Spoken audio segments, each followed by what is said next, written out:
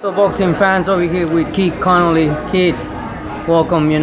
Thanks for for your time and everything. Right behind Madison Square Garden, Triple G's versus Sergey Derevyanchenko. How do you feel, seeing these two fighters, going and competing for the IBF? It's a great fight for fight fans. You got two of the top middleweights in the world. A lot of people think Triple G's the #1 guy in the world. A lot of people say Sergey's top 5, and Saturday's his chance to prove that he's the top guy in the division. So we'll see what happens Saturday. Oof. To me, it's hard to call out, this fight, who will win, even though people might say Triple G is the favorite one, but a lot of people don't know, about Derevyanchenko, that he's very, very, Yeah, he's tough. a great fighter. He had 400 amateur fights, 410 amateur fights. He won 390 of them. So you have to be pretty damn good to do that. He was 25-1 in the World Series of Boxing. So he's an elite fighter. And, now that Danny Jacobs moved up to super middleweight, the top 3 middleweights in the world are probably Triple G, Canelo Alvarez, and Sergey Derevyanchenko. Guys like Jamal Charlo, he hasn't proved anything yet. He hasn't beaten anybody at middleweight, so you can't. I know a lot of people put him up there, but you can't. He doesn't have the same resume as Sergey. So, like I said, I think Danny beat Triple G. I'll go to my grave saying that. So now that he's moved up to super middleweight, before it was Canelo, Triple G, and Danny as the top 3 middleweights. Now that Danny's officially moved up to super middleweight, he automatically becomes one of the top guys up there.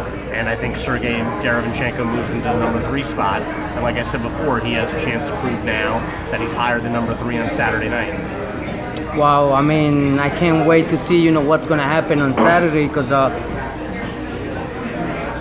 many things we're seeing right now between, let's say, these middleweights that they want to move up to super middleweight. One of the examples is Canelo Alvarez. Canelo already did that, but he went all the way to face Kovalev. What do you think of Kovalev?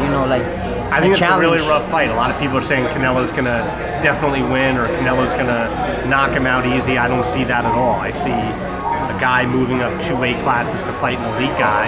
Kovalev still has a lot left. I know he got hurt against Yarde, but he showed that he could recover from being hurt and come back and knock the guy out. Yarde is a guy that probably came in the ring that night at 190 to 193 pounds. So Kovalev's got a huge size advantage. I don't think it's going to be that easy for Canelo to knock out. So I think it's a real 50-50 fight, where at the end, a lot of people could have Kovalev winning the fight. Now, if it's a close fight, I don't think they're going to give it to Kovalev by any means. I think they'll give a close decision to Canelo regardless. So I'm not saying I'm picking Kovalev, but I think it's a very interesting fight, and I could see the fight going either way. Very tough, in order that Canelo is looking forward to, conquer another weight division. He jumped up like 2 weight classes, I think, and I don't know what's gonna happen. What do you say, when you see a guy that goes from middleweight all the way? Yeah, it's a huge jump. It's a big jump. Going from 160 to 168 is a big jump. Going from 160 to 175 is a totally different stratosphere. So I give Canelo Alvarez all the credit in the world for trying to do it. And if he pulls off the victory, it'll go down in history as one of the great moves in boxing history. Very few people have moved up from 154, then to 160, and then beat one of the main guys at 175. But he's being smart about it. Kovalev is the older guy out of all the champions up there and the most vulnerable, but he's still a much, much bigger guy, and I don't think it's going to be an easy fight whatsoever. Super interesting, that match. A lot of fight fans, that were, we seen or hear that they criticize Canelo, like why he don't face maybe Dimitri Bivol or Alexander Bolsik, or I can't remember the other guy's name that has the WBA.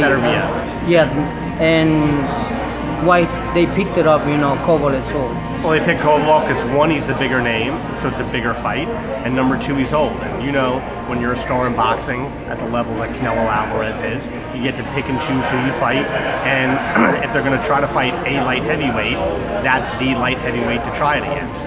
because he is the bigger name and you're going to get more credit for it. Bivol's a much better fighter at this point, I think, than Kovalev. That would be more dangerous, and there wouldn't be as much upside in the public eye. So I think if they're going to try this type of move, Golden Boy Promotions and Canelo did make the right decision in picking Kovalev. Totally, Still a tough fight, though. I think totally a tough fight. Totally something very different. That we've seen from Canelo, Alvarez, and also Kovalev, because I mean they met in the past, but they never thought that they were gonna meet each other later on, and it's hard to see like how these fighters they're gonna move up to a different weight class that they don't belong in, especially Canelo. Canelo's got a great chin, first of all, and he's very, very athletic for a short, squat guy that's muscle tone. He's got great head movement, great defense. He's not a guy that you can really land a solid shot on. He slips a lot of them. So I don't necessarily think he's over his head as far as, being undermatched as far as being able to take Kovalev's punch. But he is a much bigger guy, a much longer guy. I don't think it's going to be as easy to get in on Kovalev as people think. And if he's not knocking out middleweights, it's going to be pretty hard to knock out a light heavyweight. So true, I mean, I don't count Rocky Fielding as a knockout. No disrespect to Rocky Fielding, yeah, no. But he didn't hurt Golovkin, he didn't hurt Danny, he didn't hurt Lara. The guys he's knocking out are the Rocky Fieldings and the James Kirklands. He didn't even knock out Mayweather at 152 pounds. He got dominated. So my point is, I don't even consider Canelo maybe the best of his era. I had Triple G winning both fights. The second fight was a lot closer. I know a lot of people think it went Canelo's way. The Lara fight was close. So he's a great fighter. I'm not taking anything away from Canelo Alvarez. Great resume, beating a lot of top guys. He's not scared of anybody, but I don't think Kovalev is a gimme in any respect. But if you're going to move up to light heavyweight, that is the guy to pick right now. Because if you picked a guy like Bivol, I think he'd be there'd be big problems for him. Definitely. I mean, a lot of credit I gotta give it to Canelo for making that type of move in order to face Kovalev. Last press conference that they had a press conference in LA. We were watching that. Oscar says one thing, Canelo said another thing. Do you think that in the future we will see probably Canelo Triple G, or it's already done? Or that's it? That will be. Honestly, I don't know. I would have thought it would have happened by now. I don't really know what's going on behind the scenes. That's their business, and I wouldn't want to comment on anybody else's business or pry into it. It would be like somebody talking about what's going on with me and one of my fighters, or a decision I would make for a fighter, or a decision that the fighter would want to make for himself. So I think it would be disrespectful to make a comment on what's going on with Oscar and Canelo and what their plans are. That's up to them. Yes. Canelo's earned the right to pick who he fights, and he's a great fighter. And he takes a lot of risk. He's fought all the top guys.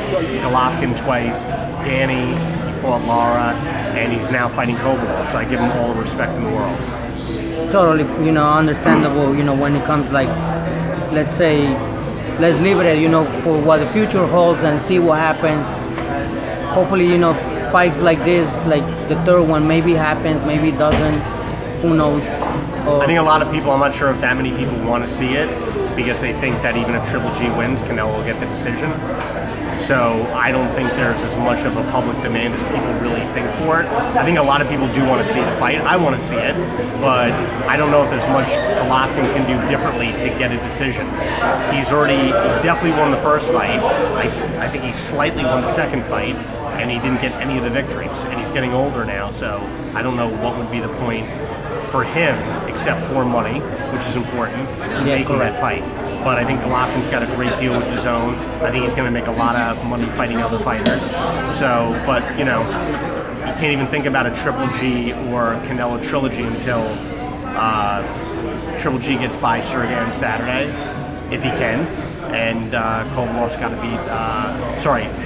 to beat Kovalev. Both are tough fights for guys, so we'll see what happens in the next month here. You're right on that. We're gonna see what's gonna happen on Saturday. We'll see, fight fans. I know they're expecting, fireworks, because Derevyanchenko is bringing everything. He knows that this is the only opportunity to snatch the IBF title. Same for Golovkin. We can't miss, this fight. And